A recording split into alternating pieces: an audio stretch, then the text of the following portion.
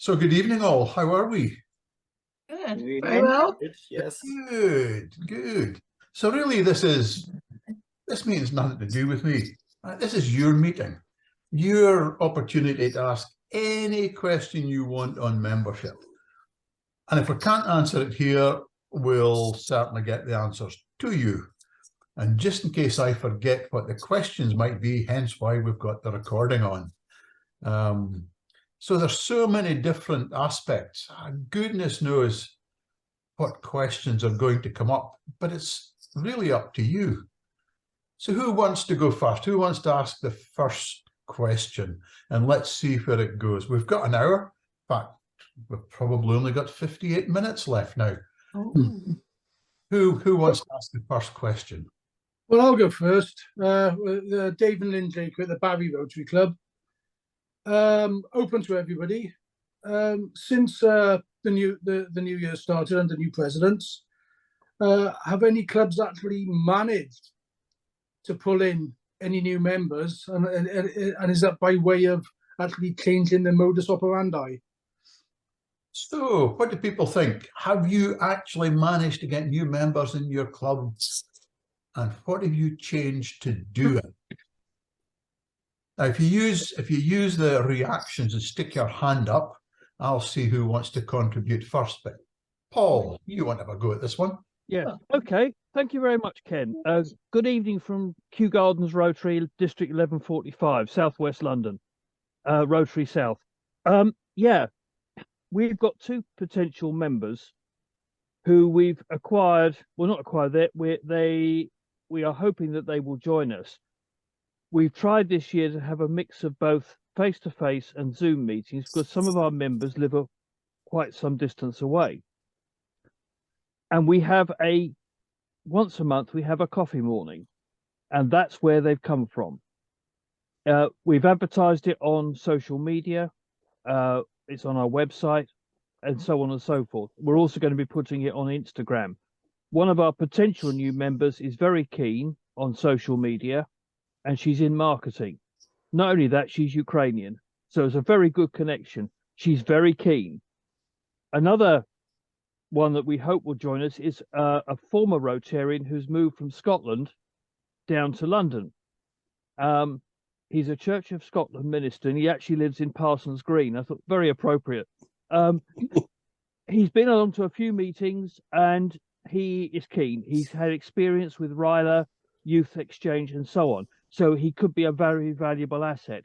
We've got a couple of others, but I think you've got to have a good mix of meetings with different styles to suit different tastes. So you've got normal meetings, you've got coffee mornings, you've got people can come on in Zoom. Yeah. I mean, so I think you've got to try a mix, because there are those who don't like Zoom. So it's okay, come to the face-to-face meeting, but then some of them won't come to those either. So, you know, you're hitting your head against a brick wall. We heard Steve Martin and Phil Dyer at our district conference the weekend before last. Great double act. They should go on to stand-up comedy. They're brilliant. And they hit the nail on the head. The main thing is participant engagement. I think that's where most of us are having a problem. It's attracting the members and keeping the ones you've got. So what do you do to keep the ones you've got? What are you doing? Trying to make meetings having a good speaker on an interesting subject and encouraging them to join in, either on Zoom. If the speaker's a long way away, Zoom works very well. It's all about reducing the carbon footprint and traveling time. Sure. But face to face, we would have speakers who are relatively local, say within 20 miles, so they haven't got a long journey. So we only have one face-to-face meeting a month. The others are on Zoom, or the coffee mornings on a Saturday. And we've had a number of people coming along to that. It's just a chat. Come and meet us, have a coffee or a tea or whatever in a little local cafe in Kew Village. And it seems to be working. It's taking time to build up, but it's beginning to gain momentum. Good. And I think it's having a variety. Yeah. That was actually going to lead to my second question. Go on. Was that basically, but it's based on what we've done. Is that first of all, we realised that we had to stop the rot and stop the losses, stabilise the club, and provide an atmosphere and the type of club environment that other new people would be interested in. What we did was we'd been heavily on Zoom since COVID carried it forward. What we did is we changed, instead of meeting every week, we meet every second and fourth week of the month. First meeting, second week is the business meeting. We revamped our agenda to enable us to get through all business on that one night. We don't have a meal or anything. We have drinks, but we go straight into it. And then the fourth week of the month is when we have the social evening. We got rid of the term fellowship. There was too many connotations with that term, so we turned it to social instead. And we tend to change locations each month. We all just go out for meals somewhere. But that leaves them 3 floating weeks for if we want to bring a speaker in or we want to do something else, we've got that fluidity. That stopped the rot straight away. A lot of people felt that there was less of a burden on them to attend Rotary by breaking it down that way. We've also got rid of the concept of the chair, other than the senior club officers. And what we do now project-wise is that a project lead is announced as and when a new project is taken on board. And that generally stems from whoever's had the idea for the project in the first place. So it gives ownership of the club back again to most of the members. And when it comes to business night now, most members have something to say at the meeting. They're heavily involved in it. And we're finding more people are staying on after the business meeting now because of that. So the next phase now is now to start a recruitment campaign and say, hey, look, we've done our housework, we've tidied up, come and join us. So how many members do you have, David? We have 10 members, 4 members and 4 associate members. Okay. So going the right way, you reckon? And what would you do when, let's say, a couple of people come in and say, that's not quite the way I would like it. Perhaps we could do something slightly different. Would you change or? That's Depends how slightly different they want it. Yes. There's such a thing as reasonable adjustments, which I think any entity is quite right to take on board. We definitely would be, but the key phrase there is reasonable. Yeah. Reasonable adjustments, and what you have to be careful of with that is that just to take on 1 or 2 new members, we don't end up alienating the other 10 that are already there. Right. So it's a bit of a balancing act, a juggling act, should I say? But as I said, we've crossed that bridge when we come to it. Good. What do others do? I saw a hand popping up there. I'll go to Clive first and then back to Paul. Oh, good evening, everyone. I'm Clive Page. I'm the past president of the Grace Thurrock Rotary Club. We're down in Essex. We have 38 members, and in the last 2 or 3 years, we've done various things. A lot of our members were not leaving the club; they were more like dying from the club, which was very unfortunate. Last year, we got 3 new members from another local club that closed down, but following some initiatives, and I'll just roll off what they were, we managed to increase the membership by another 4 last year, and we've got 3 more waiting to join the club. So we're feeling quite happy with ourselves. Some of the things we did, we introduced an evening meeting for those members that, because we're a lunchtime club, but we introduced an evening meeting for those members that perhaps couldn't make lunch or worked in the city and that kind of thing. We also dropped our dress code and formality of meetings and that kind of thing.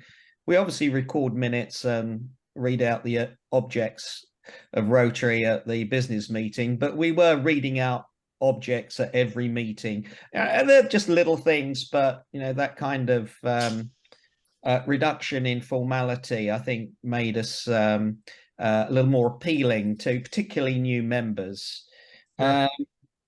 And also something that we'd had in the club's constitution for some time, it's called associate membership. I don't know if other clubs have this, but they're not kind of full members, but nevertheless, they're very useful members, associate members of the club. And we introduced this 6 years ago, but we've actually got our first associate member who couldn't comply with the meeting attendance requirements because he worked up in the city, but he comes to the once a month evening meeting and the social events, and every now and again he can come to a lunchtime meeting. So that's what we did.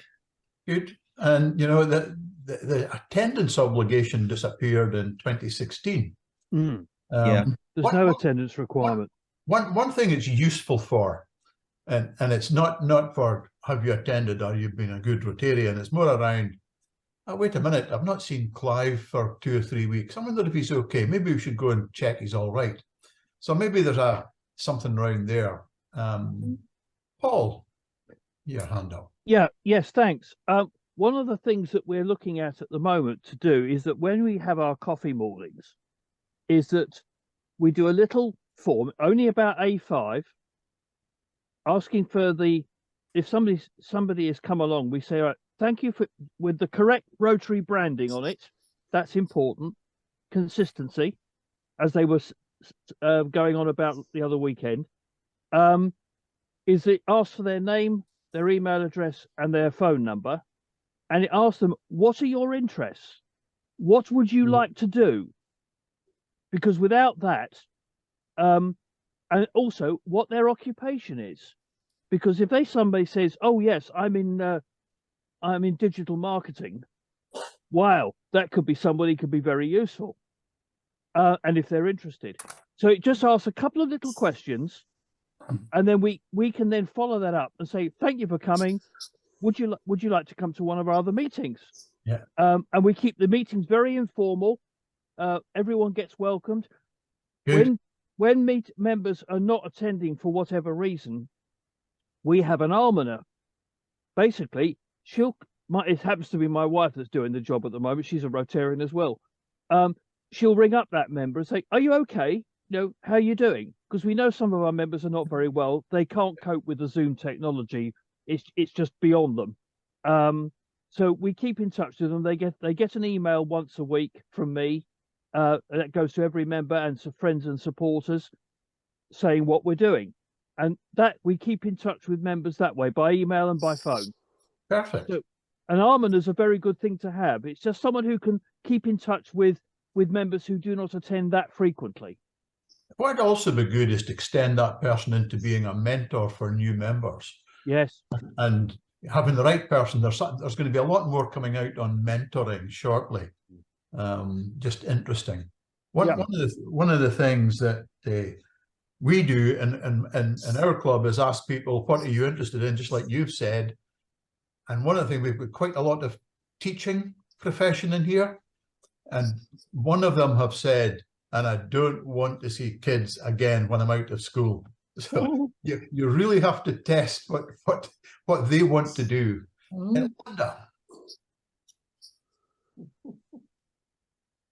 Linda, over to you.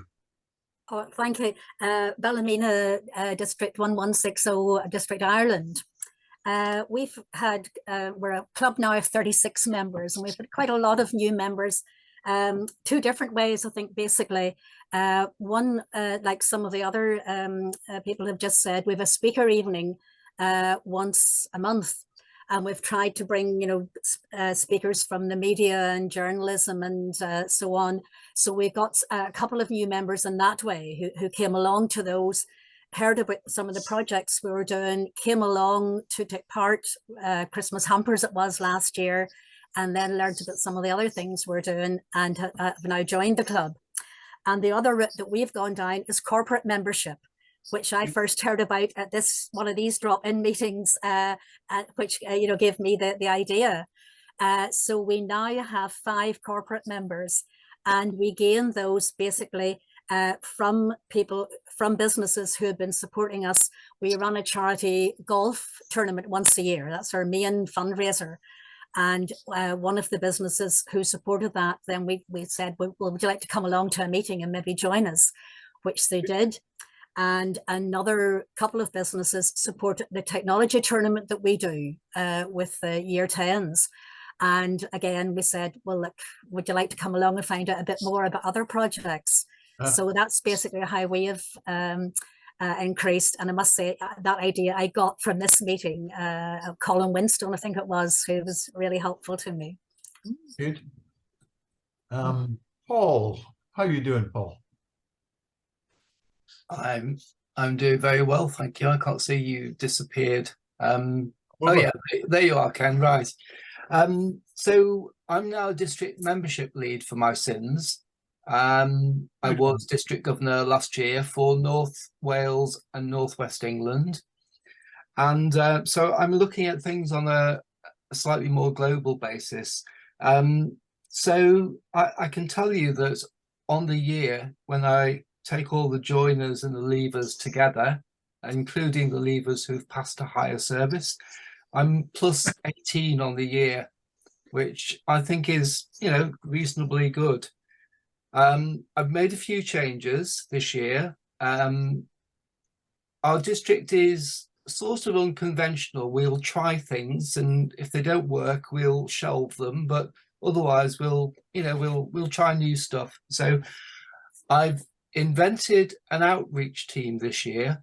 It's a small team. It goes to festivals, Eisteddfods, Pride events, things like that, and it sells Rotary, and it's doing okay.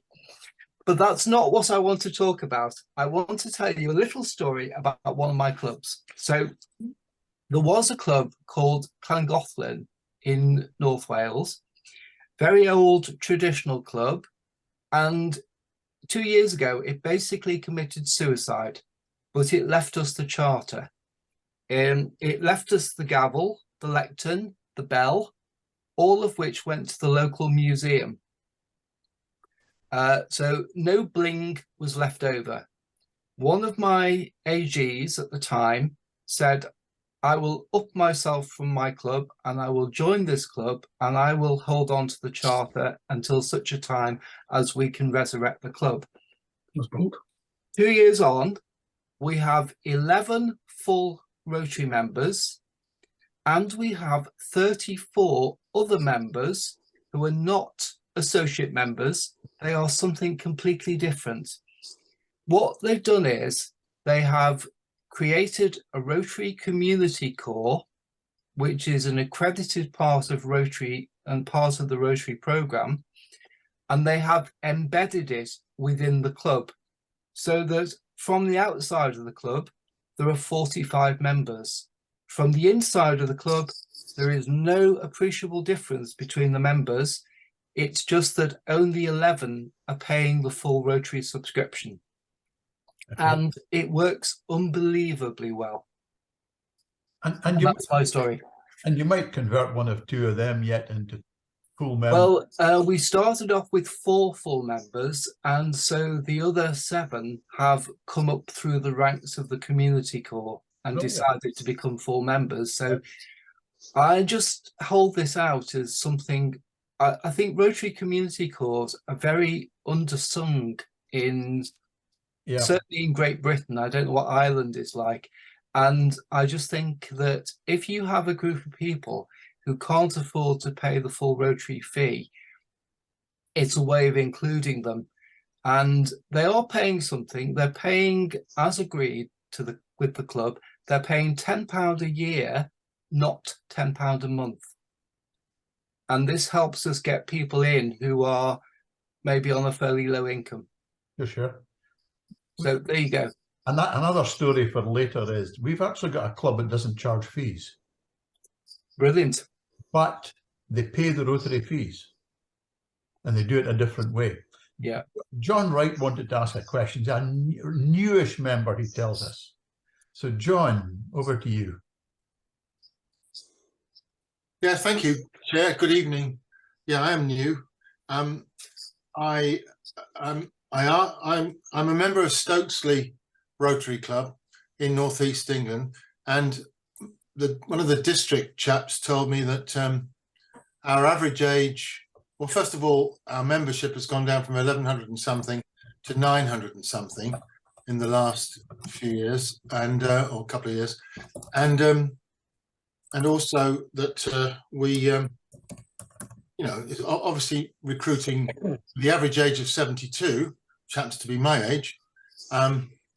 It's not, you don't have to be a rocket scientist to work out that we all will go the way of the dodo unless this is this battle is won. So my question is, I asked my group.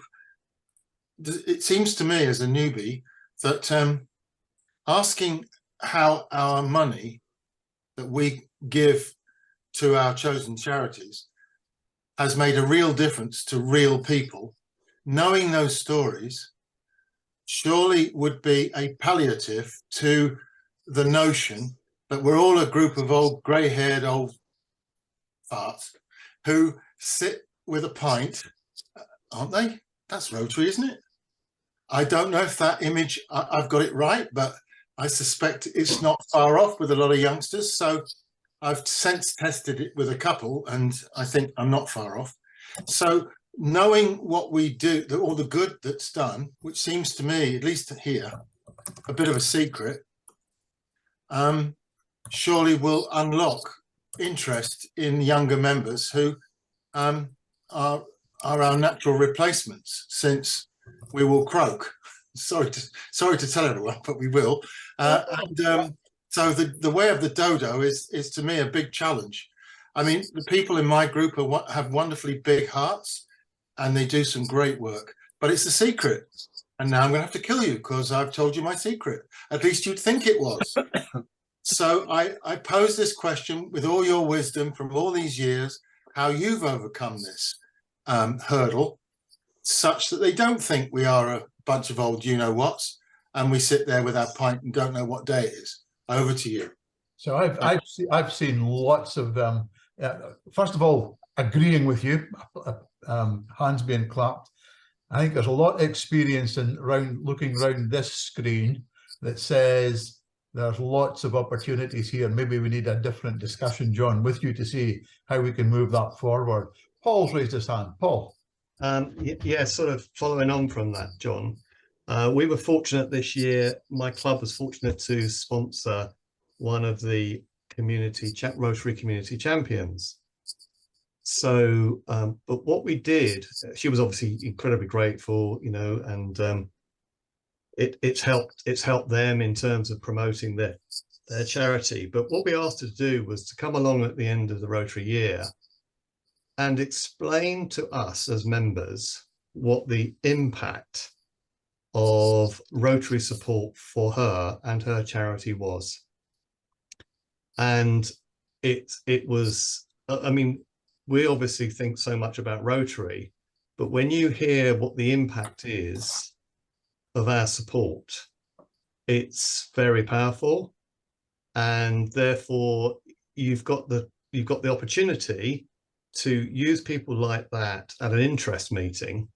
So if you have an interest meeting and you invite people along who you've helped, they will speak for you, and people will listen to them, because they don't have to say that. They're saying it because, you know, we would say that, wouldn't we? But from their point of view, it comes from the heart.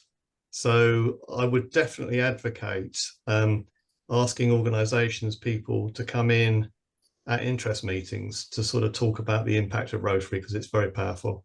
Yeah, absolutely. Tell a story, and also tell, you know, all the alumni that we attract, you know, all the people we put on RILA, all the people that come and speak to us, all the people that come and help us. How do we get them into Rotary? Now, I know some people that say, so if you're, what's your strap line? What's your 30-second elevator speech to sell it to somebody? Now, some people on the screen have heard mine. It's the best thing I've ever done. And when people challenge me and said, Ken, what does your wife say about that? And my answer is pretty easy, because when I retired I came home and told my wife, I've told the boss I'm retiring, and my only instruction was, don't you dare get under my feet. Now, I'm going to look at somebody else on this screen here who's got another strap line and pull in Sean Fitzgerald, because I know what he's going to say, but come on, Sean.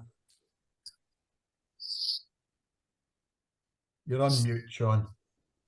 Yeah, I was just saying, give me a second till I get the unmute button off. Yeah, I know you've look, a number of you have heard me saying this before. You know, Rotary is where we can make your passion a reality. What are you passionate about? And then stop and listen to them, because in the next 5 minutes they'll tell you exactly why they want you to ask them to join Rotary. Yeah. And they'll tell you all about themselves. We spend far too much time telling people about the 1.5 million or 1.2 million or whatever it is members that we have or don't have, whatever way you want to look at it. And we spend all this time telling people about polio and everything else, but really we don't listen to them.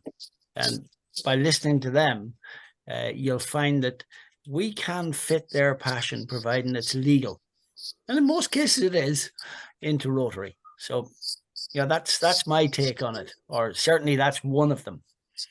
And you're absolutely right. And there's things in there. How many of us sell the sausage and not the sizzle? How many of us sell, well, we raised £20,000 for this or that, when the real story is that 20,000 we raised for polio is actually, we've vaccinated 20,000 kids. The 40,000 we've raised through Shelter Box for Disasters is not 40,000. We've rehomed 60 families in desperate need in areas of conflict or whatever. What's your sizzle that you sell to attract people in? And going back to, Paul was saying he got this group that's different. What about starting a group in your club that's different?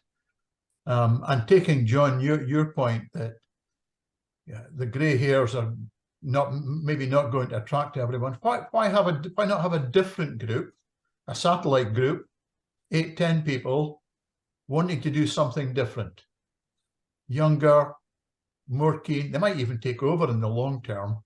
Yeah, Peter, I think you had your hand up there for a second. Peter Hamilton. Hi, I'd just like to tell a wee story against myself, and in support of what Sean's just said.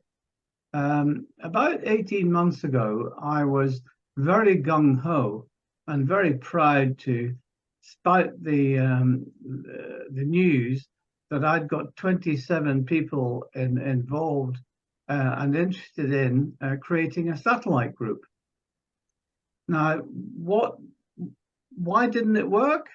It's because we talked too much about what Rotary is historically, where Rotary is, what's everything good about Rotary, instead of getting them involved in projects. And although 4 of those 27 did end up being Rotarians in my own club, I felt desperately sad and very naive about the fact that I didn't realize that the under 40s or the under 50s have got a different lifestyle to ourselves. Absolutely. So Sean, you're absolutely right. You've got to talk the talk, but more importantly, you've got to walk the walk and bring them along with you. Yeah. And I think just taking that further, it's, do you tell them what's in it for them if they join Rotary? Not what Rotary does, not what we do, not what we could do. What's in it for them if you join Rotary?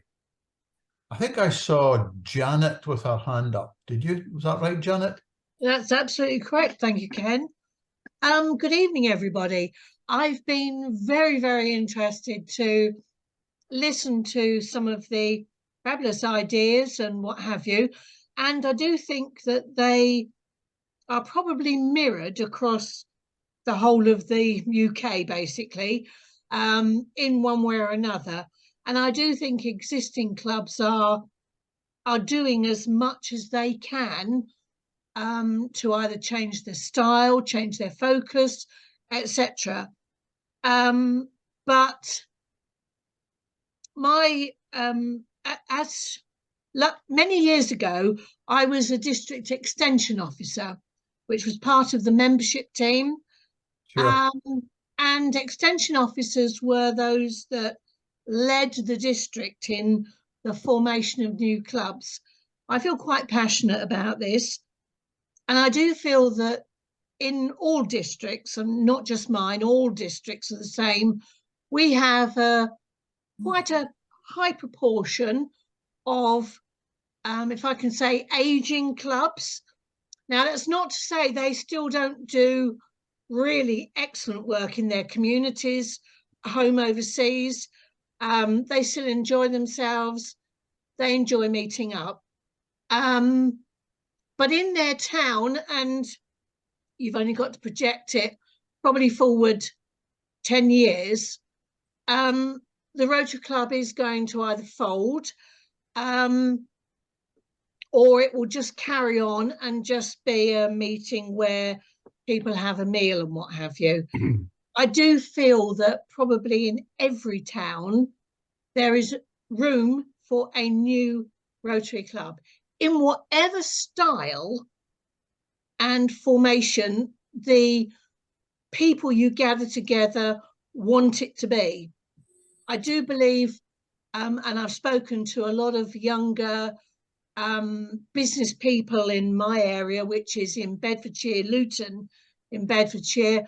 We're a very multicultural town, and the young people, younger business people, do not want to join what I call is a traditional club. For sure. They just want something new. They want to do hands-on work. They want to give back. They don't want to spend money that they don't need to, and they don't want to spend money on food that they don't need to.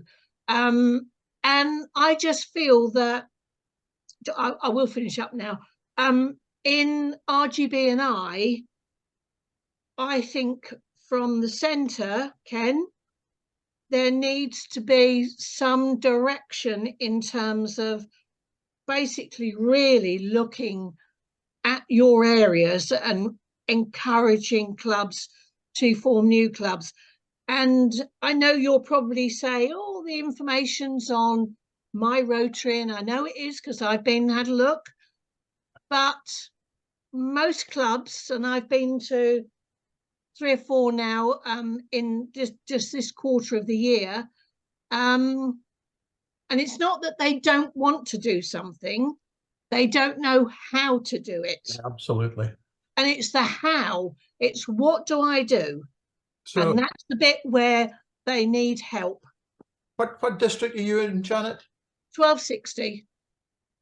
I was a district governor in the centennial year, 2004, 2004 5. So is 1260 that one just north of London? Yes, Yes. Bedfordshire, And the Hertfordshire. Calverts. Are you aware that there was a demographic analysis done for that district 2-3 years ago that said, here's places that don't have clubs, here's the type of clubs you should be looking at? Was that any use to you? I don't know. The information wasn't shared. If I put my email in the chat, ping me a line and I'll share it with you. Thank you.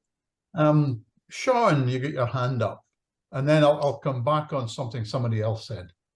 Yeah, I was just listening to some of the chat there, and one of the things I keep coming across when people talk about membership is they talk about RB&I and they talk about district and everything else. But the one thing that people seem to be missing is, we can say what we want at whatever level you like, but until we get it through to the ordinary member that it's their responsibility to help recruit new members, they've got to go and ask people. And if you don't ask the question, come along and help me, come along and join or whatever. And, that's one of the big areas that we have been, I suppose, reluctant and hesitant about over the last 10 or 15 years. People have forgotten how to turn around to somebody and say, you know, have you ever thought of coming and joining us, pick and litter, or, you know, come and have a coffee with us. Don't ask them to join straight away. Just ask them to come along and get involved in whatever you're doing, and then ask them to join later. But we, you know, the ordinary member needs to realize that, you know, it's not down to the membership officer or the membership team lead or whatever. It's actually down to the individual members. That's the only way we're going to grow. Yeah, absolutely. Richard's had his hand up and he's working hard. Have you got a second, Richard? He's gone. Richard, are you there? No, he's working hard in the kitchen by the look of him. I'm going to come back on a point there when says you got to ask people. I've got a view, it's pretty simple. You've got to ask people to join. You've got to get members. When you get them, you've got to keep them. Mm-hmm. And when people say some of our clubs are getting a bit old, they'll start new clubs. It's pretty easy. But keeping members, mm-hmm. and I see Janine's on here, what are we giving them to do? What's our projects that's exciting them that we're giving back that's going to keep people in Rotary? Where's the sizzle, as we've said, in all of that? So what are you doing when you get members? What are you doing to keep them? Are you mentoring them to make sure they're getting what they need? Are you mentoring them to make sure that they're getting an experience that suits them? And I'm going to dive onto Richard because I see he's on the screen. Richard, you've had your hand up a couple of times. We can't hear you, I'm afraid.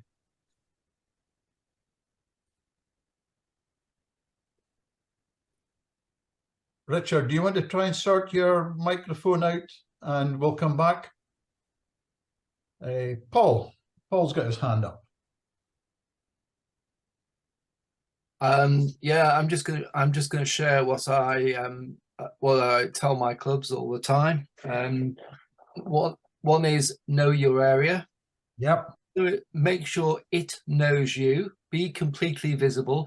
Do not hide yourself in the golf club, where, you know, only 30% of the local population might go, and stop recruiting the traditional categories of estate agents, solicitors and bank managers, because actually all those people sitting in the Costa coffee tapping away at the laptop are working.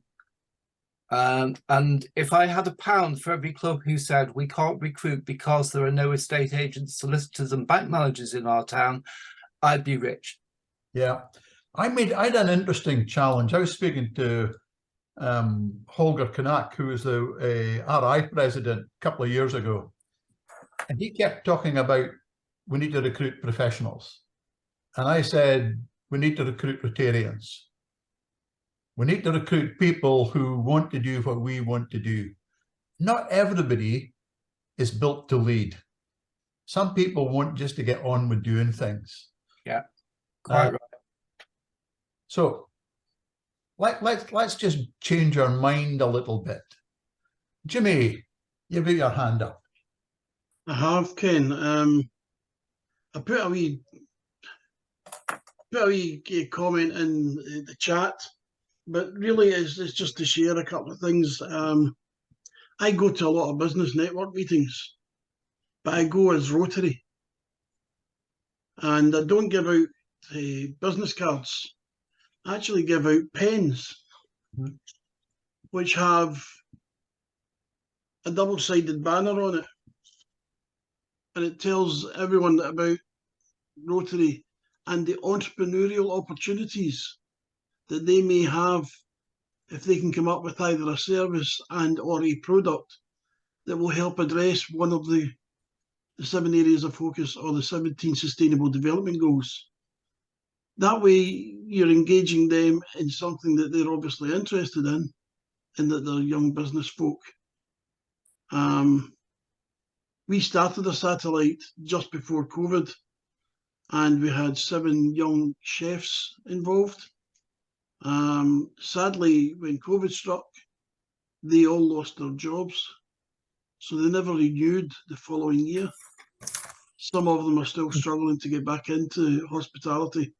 But the amazing thing is that there are opportunities out there, for us. Yeah, absolutely.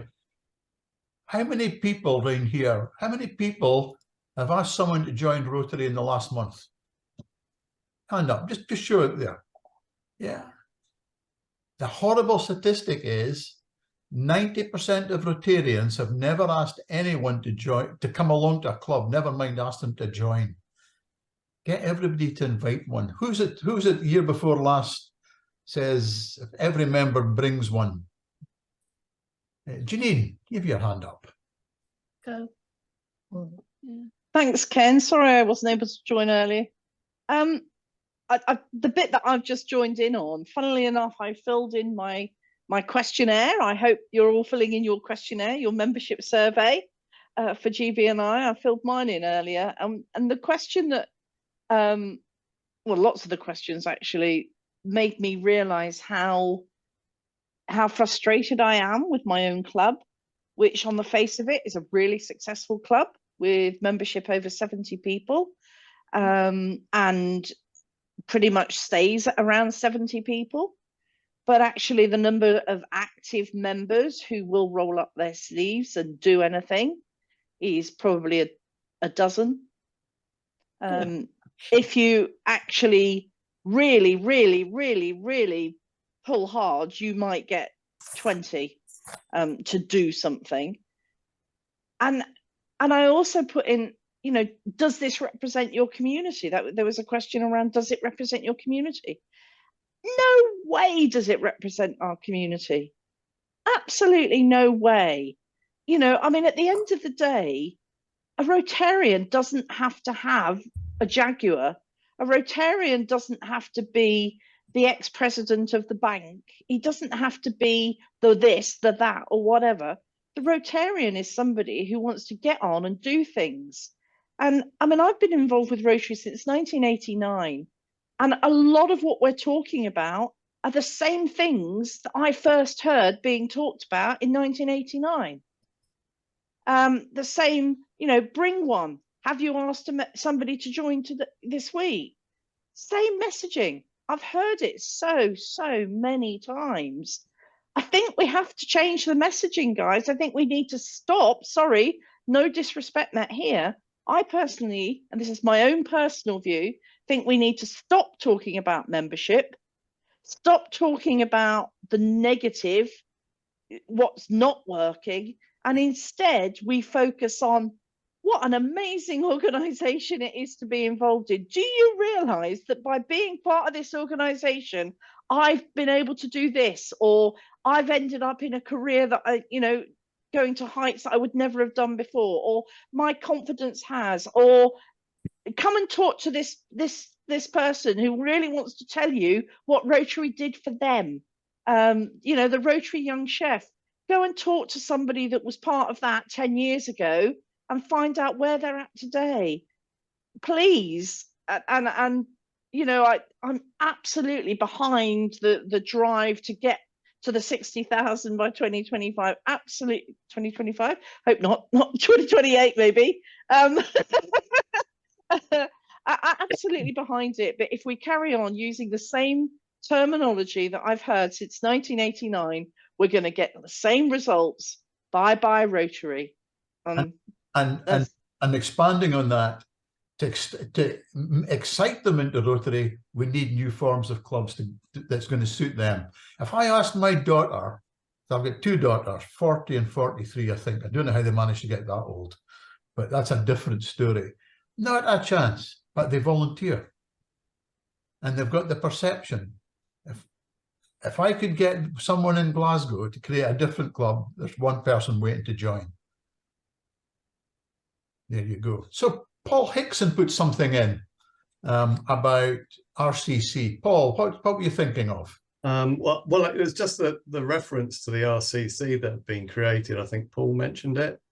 And we've got one in our district. And then I'm thinking, so how would an RCC know where another RCC was in the country because I'm not sure there's a sort of a central database of it. And it just might be useful for them to know what they do and how they operate, and who knows? I don't know. It's just like, you know, sort of coming out of their silo, and I don't know. Do we know how many RCCs there are? Yeah, are you talking about Rotary Club Central or what? No, Rotary Community Corps. Ah, I don't know the answer to that one. Yeah, well, it was only Paul mentioning it. Yeah. The person that would know, who's not on here, is Debbie Hodge. And we'll ask that question for you. In terms of, yeah. And somebody asked, I'm going to put Sean on the spot here. Somebody asked, it doesn't know if there's any Rotary Community Corps in Ireland. No, there's not. Okay. It's you know, it's like quite a number of other things that you know, go on in our GB&I and RI. Over here, there are a number of areas that we literally just don't get involved in because it's not it doesn't fit with the model over here. Yeah, and it is different, and that's, somebody said, know what your community is. If we go into the rural community in North Scotland, we get a Rotarian for every 350 of a population. If I go into Glasgow, we get 1 in 10,000, not 1 in 350. What's different? The community is different for sure, and they've got to offer different. So in the cities, perhaps we need to offer Rotary in a different format. What format could we offer it in a city that suits younger people who are welded to the mobile phone and the social media? How can we cope with the time that they've got to do things, and how can we get them into projects that helps them? And Janine, you're quite right. We need projects that's going to suit those people that are time poor, but want to get back. Yeah, Ken. I mean, you know, what you're really talking about there then are, you know, are creating impact clubs and cause-based clubs. Yeah. You know, very effective, particularly cause-based clubs, because nowadays where you have, you know, you have a cohort of young people who are really interested in the whole idea of environment. If you can find an environmental project that these people can, that you can build a group of people around, or better still, find a group of people who are working on an environmental project and build that group and try and encourage that group, then you can grow them into a Rotary club. Yep, absolutely. Absolutely. Everything can be grown into a Rotary club. What do you do? Somebody talked earlier about, do we represent our communities? And if I look at Aberdeen, there's a huge Eastern European contingent in there. What do we do to attract them? Do we publish things in their language? We're looking at it for sure. Paul, you've been waiting a while. Which Paul? Me? That Paul there with a hand up. Wow. Yes, me. Okay. Okay. Do you mind if I be very, very, very controversial now? As long as you behave. I have another thought at the back of my mind. It doesn't solve anything immediately, but I think the Rotary membership model is outdated. If we look at an organisation like the National Trust, which predates Rotary by several years, I think they've got a much better membership model, because they've got a membership that covers a section for students, a section for working people, and a section for retired people. And in Rotary, we expect everybody to pay the same price, regardless of income or retirement or whatever. The only exception we make is Rotaract. And Rotaractors paying $8 a year now might well be earning more than the average Rotarian. And it just feels like Rotaract, now that it's equal to Rotary, I don't see the point of it anymore. I think that probably it just shows us the entire membership model is past its sell-by date. So And that kind of feeds back into Paul, the types of clubs we've got, I think. There's different ways of looking at that. I'm gonna go to Richard. He's tried several times to come on, and I think he's managed to escape sticking stuff in ovens or whatever. Richard. Good evening. Thank you ever so much for being patient. I'm a Rotarian of now 30 years. I'm 56. I joined Rotary in the Aberystwyth Club, District 1150, on the membership drive for young members. I should have realized then it was a total con. The next guy came in, was 41 years older than me, and I stuck at it because I'm an ex-GSE student, and I was in Rotaract before, and I've enjoyed it. Well, after 27 years in the old man's club, 10 years as membership officer on membership with others, I threw my hat in and said, bugger this, it doesn't work, because they don't listen. And I'm saying that about that dear club. It's a good club, works hard, and I gave up.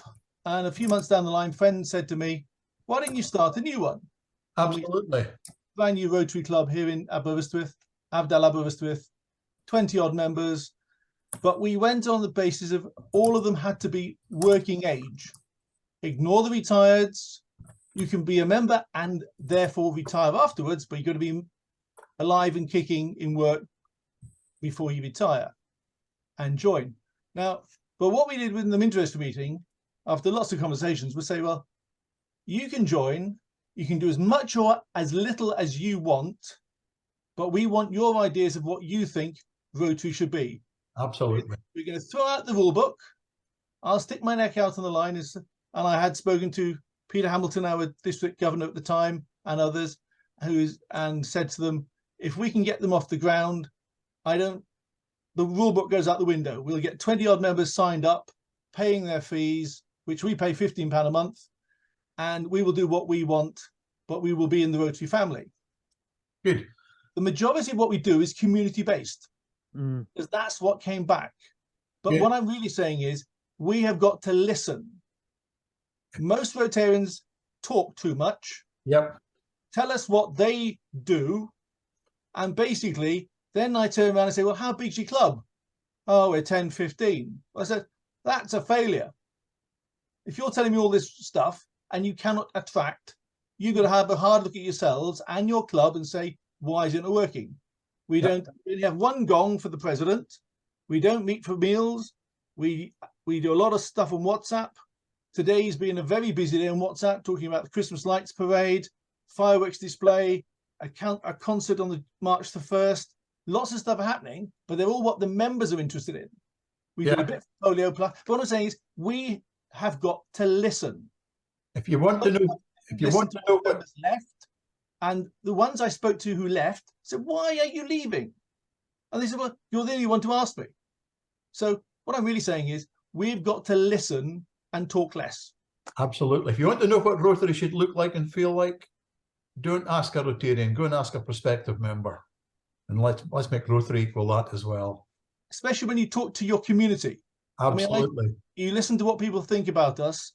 We have a bunch of old men. Yeah. So our president last year was in her 30s and a female. And that's the difference. You've got to think about what the community want, because that's who we serve. Yep.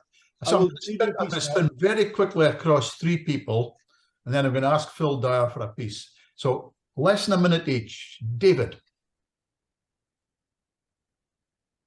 Hi, yes, thank you. All right, I started the ball rolling tonight with explaining that we set out to stop the rot within our club, and now we were going to look at possibly recruiting and getting new members in. I didn't say we necessarily needed new members. What I said was that we were going to look to get some, because it would be nice to have extra members to help out with what we do, and when we have our social evenings. I think we're all missing the point. For us in Barry, it's about service delivery. Can we, with the members we've got, and we've only got 15 members, can we deliver an effective service? Well, with an average age of 60 and just 15 members in our club, there is at no point in the year when we do not have an ongoing project. Good. And in fact, most times we have 2 to 3 projects on the go. Some of our projects take 6 months planning before we deliver them. All right. We work very, very closely with other organizations, and I'll mention Roundtable as one of them. We do a lot with them. They do a lot with us. We equally work hand in glove with our local town council and our local county council. And so much so we're on speed dial with them, as well as with our sitting MP and our sitting AM, Assembly Member for the Welsh Assembly. And we use them to call in favours. Excellent. So, I'm going to it's about on from there. No worries. Yeah, I'm just conscious of time. We're closing up in the hour. Well, for us, it's about service delivery. If we're delivering our service week in, week out, then even though we've only got 15 members, we're succeeding. Excellent. Jimmy, you've got 15 seconds. Very good. Just look at the chat. I put in something about us having local disasters with the floods in north of England and the east of Scotland.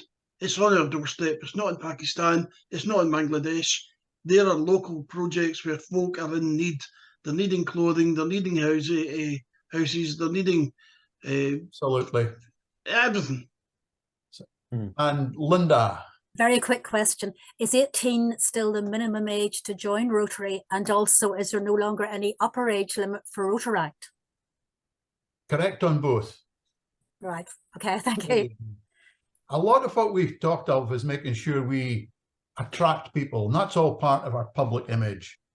And I saw Phil Dyer sneaking in just about 5 minutes ago. So I'm going to ask Phil, go on, Phil, you've got the last words on how do we get our image right? And you've got a minute. Okay, well, thank you for the opportunity. I just snuck in just to see how membership were doing their drop-ins relative to public image. So thank you for that. Please forgive me if I cross over anyone's already points made tonight. For me, it's all about projects and telling our stories about the projects that we do. It's the impact of the work that we do in our communities, whether they are local, as David was talking about and Jimmy's talking about, or further afield, that attracts people to Rotary.